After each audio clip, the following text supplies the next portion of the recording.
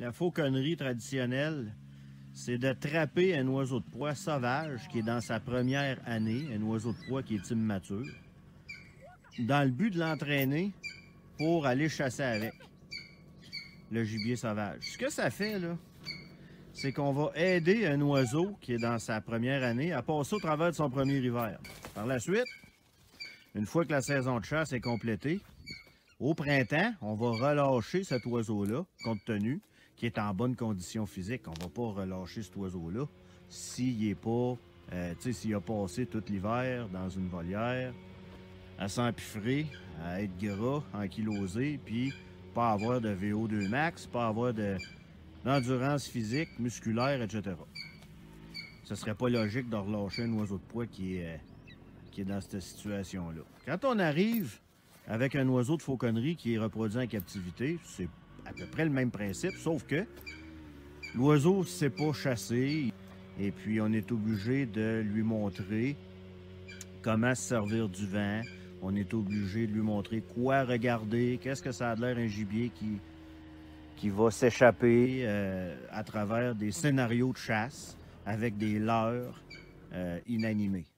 Pour que l'oiseau soit aguerri et qu'il soit capable, après ça, de chasser puis de capturer des proies pour lui-même. Quand on fait de la réhabilitation, c'est exactement... Tu sais, je veux dire, il y a des choses qui sont connexes là-dedans. Le vétérinaire, lui, il va s'assurer que le côté mécanique fonctionne bien. OK? On va remettre un oiseau sur pied pour une deuxième chance, parce que normalement, quand un oiseau se ramasse en réhabilitation, c'est soit que c'est un orphelin qui a été kidnappé, c'est soit que c'est un oiseau qui a eu un accident, un trauma, ou encore c'est un oiseau, un mauvais chasseur, c'est un oiseau qui n'a pas eu de chance et puis qui a commencé à avoir une condition très basse, un état de chair très bas. Il n'est pas capable de se nourrir de lui-même parce qu'il manque de gibier sur son territoire, par exemple. Ou encore, il est juste pas chanceux, puis c'est l'attrition naturelle. Mais il y a une chose dans ça qu'il faut comprendre, c'est qu'avec un oiseau de proie sauvage et un oiseau de proie en captivité, les deux ont le même potentiel. Mais dans les deux cas, que ce soit un oiseau de fauconnerie qu'on a trappé à l'état sauvage, ou que ce soit un oiseau reproduit en captivité, dans les deux cas, il faut construire cette forme physique-là. Il faut être capable d'amener du fitness, d'amener de la force musculaire, de l'endurance, travailler dans le vent, quoi repérer comme gibier, puis comment le chasser, puis en fin de compte, avoir un oiseau qui est aguerri, qui chasse de bonne haleine. Quand on a un oiseau qui est trop longtemps à rien faire, que ce soit un oiseau de fauconnerie ou un oiseau en réhabilitation, il va perdre des attributs. Il va devenir moins aguerri, il va devenir moins chasseur, il va laisser tomber ou affaiblir certains instincts naturels. Puis ça, c'est un fait, là. Même en fauconnerie, on le voit, tu vas entraîner un oiseau de proie. Si tu ne chasses pas avec assez régulièrement, il va souvent refuser d'attaquer une proie, d'attaquer un leurre ou de faire une poursuite sur un leurre parce qu'il se dit, bof, j'ai pas confiance en mes moyens, puis c'est trop difficile aujourd'hui, je reste là ou j'abandonne la poursuite. OK? Donc, ce qu'il faut comprendre, c'est que une fois que le vétérinaire a passé dessus, que la mécanique de l'oiseau fonctionne bien, qu'il est en bon état de chair, qu'il est en bonne santé, hein? Les globules sont parfaits, puis bon, tout est beau, l'oiseau peut être relâché. L'autre aspect, le plus important, c'est la forme physique. Puis ça, c'est l'aspect qui est le plus souvent négligé dans les centres de réhabilitation. Je dis pas ça pour faire de la calomnie ou de la médisance. C'est pas pour ça, pas en tout. Mon but, c'est, dans le fond, d'avoir plus de succès à relâcher un oiseau qui a une deuxième chance dans la vie. Hein? Si on prend un oiseau sauvage qui est blessé, qui était voué à l'échec, puis qui était pour mourir, ben, on est aussi bien d'y donner toutes les chances possibles de réhabilitation, pas juste à moitié. Puis moi, je trouve que c'est ce qui se passe dans la majorité des cas, surtout au Québec. On fait les affaires à moitié. Hein? Aux États-Unis, ils ont des protocoles avec des fauconniers, avec des aiguilliers. Puis là, je parle pas des apprentis, là, je parle des gens qui savent un peu plus, des gens qui ont de l'expérience en arrière de la cravate, puis qui savent de quoi ils parlent. De prendre ces oiseaux-là de réhabilitation sauvage, de les mettre dans les mains d'un bon fauconnier pour la remise en forme. Il y a des tabous là-dedans il y a des guerres de clochers, il y a de la jalousie aussi qui se passe au niveau de la popularité avec le gouvernement, au niveau d'être reconnu par le gouvernement comme étant la seule entité capable de faire le travail, etc. Mais l'affaire qui est négligée dans ça, c'est la forme physique des oiseaux avant d'être relâchés. Ça prend beaucoup de temps pour amener un gros oiseau de proie comme l'aigle royal à être en forme, pour regagner ses valeurs, regagner son esprit, son instinct de chasseur, puis être capable de tenir dans le vent à l'état sauvage pour être capable de, je veux dire, de survivre.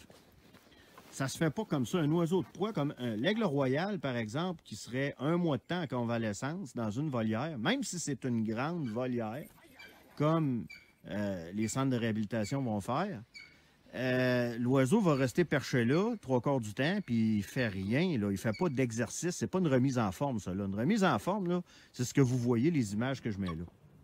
Les images que je vous présente en ce moment, c'est ça une remise en forme. OK? Puis, ça prend un œil de sniper aiguisé pour savoir quand est-ce qu'un aigle est prêt à aller à la chasse ou à être relâché. Ça, je vous le dis parce que c'est pas donné à tout le monde. Ça prend de l'expérience. Il faut vraiment savoir quoi regarder. Puis, c'est pas en laissant aller des grands oiseaux de proie comme ça dans des grandes volières qui vont retrouver cette forme-là. Ça prend du travail fait par un aiglier ou par un fauconnier, d'expérience, quelqu'un qui ne parle pas au travers de son chapeau, qui a vraiment de l'expérience puis qui comprend bien ce qu'il fait, OK, pour arriver à mener à bien cette tâche-là. Par la suite, on peut considérer de relâcher l'oiseau parce qu'on a ramené une forme physique, il y a de la force musculaire, puis son esprit est vraiment axé à la chasse. Il est vraiment focusé. Tant que ces étapes-là ne sont pas faites, ce qui est la moitié de la réhabilitation en tant que je suis concerné, là, ben, ça vaut pas la peine de relâcher un oiseau comme ça. Il est presque assuré de retomber dans les mêmes conditions qu'il était lorsqu'il a été trouvé et puis finalement de mourir. Donc, il y a aussi le fait, là, les arguments les plus populaires des gens là, qui réhabilitent, c'est qu'il faut éviter tout contact avec l'humain, il faut essayer d'éviter l'imprégnation et tout ça. Quand on arrive avec un oiseau de proie, comme lorsqu'on trappe un oiseau de proie à l'état sauvage pour la fauconnerie, l'oiseau il est déjà émancipé. OK? Donc, ce n'est pas un oiseau qu'on a pris dans un nid, ce n'est pas un orphelin. L'oiseau est déjà émancipé, donc il y a pas de, on ne peut pas défaire ce qui a été fait là. La seule chose qu'il faut prendre compte, qu'il faut être conscient, puis qu'il faut prendre en considération, c'est qu'il y a une ligne à ne pas franchir comme aiglier avec son oiseau, un oiseau sauvage de réhabilitation ou un oiseau qu'on veut garder le plus sauvage possible dans le but d'être relâché. Il y a une ligne à ne pas franchir dans la sociabilisation puis dans l'entraînement avec l'oiseau de proie. Puis seul quelqu'un qui a beaucoup d'années et beaucoup d'expérience avec plusieurs oiseaux de proie et qui fait les choses avec succès, seules ces personnes-là vont être capables de reconnaître cette ligne-là. C'est pas éthérique, mais c'est quand même quelque chose qui demande beaucoup de senti et d'observation. OK? C'est pas une science qui est toujours très, très nette et palpable, là. OK? Parce qu'on parle de comportement animal. Donc, on y va selon la réaction, puis selon la réponse de l'animal, puis selon son comportement intrinsèque, à travers l'accompagnement dans l'entraînement, comment l'oiseau va réagir face à moi. OK? Puis il y a une ligne que je ne veux pas traverser, que je ne veux pas franchir, de sociabilisation ou encore d'intimité avec l'oiseau parce qu'on veut le garder le plus sauvage possible. Donc, c'est possible de faire ça avec quelqu'un de compétent, puis d'amener l'oiseau à un stade de fitness physique et mental pour retourner à l'état sauvage, puis avoir 50% de plus de chances encore de réussir puis de survivre. Et non juste regarder l'aspect physique, physiologique de l'oiseau, la mécanique, puis après ça, l'envoyer dans une grande volière, courir après qu'un balai de sorcière pour qu'il vole du point A au point B, puis penser que l'oiseau, finalement, il est en forme. On est loin de ça, là. On est loin du compte, puis c'est pas comme ça du tout que ça fonctionne. Un idiot peut être un génie pour un autre idiot, mais à un moment donné, il faut faire attention à ça, surtout avec des grands oiseaux de proie comme l'aigle royal. qui est une espèce vulnérable au Québec. C'est peut-être pas une espèce qui est vulnérable ailleurs dans le monde, mais le fait qu'elle le soit au Québec, ça l'amène des contraintes, ça l'amène aussi une réglementation qui nous concerne, qui est beaucoup plus sévère que ça devrait l'être en réalité, là.